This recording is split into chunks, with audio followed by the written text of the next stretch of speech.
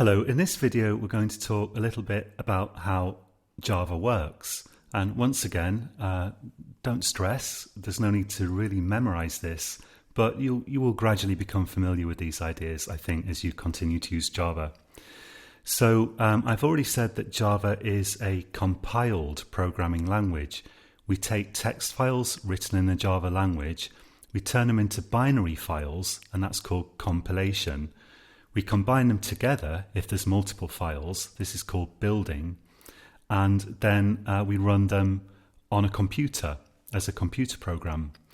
But actually, it's a little bit even more interesting than that, because Java does something rather interesting that many programming languages don't exactly do.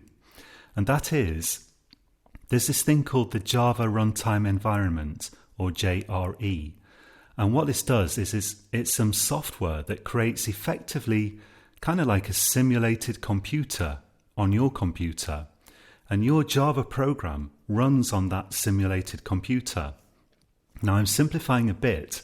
Various optimizations mean that Java doesn't precisely run like that. Bits of Java code run kind of almost directly on your computer, but basically, to simplify a bit, it's as though your Java programs are running on a simulated virtual computer which runs on your computer.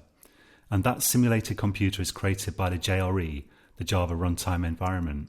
Now, the advantage of this is that Java is a compile once, run anywhere programming language. So with some computer languages like C++, you compile your source code, the code that you've actually written, and then it will only run on one particular type of computer. If you want to run it on a different type of computer, you have to recompile it, and maybe you even have to change it a bit to run on a different type of computer. The idea behind Java is that you compile it once, and that will run on any kind of computer that's running a Java runtime environment.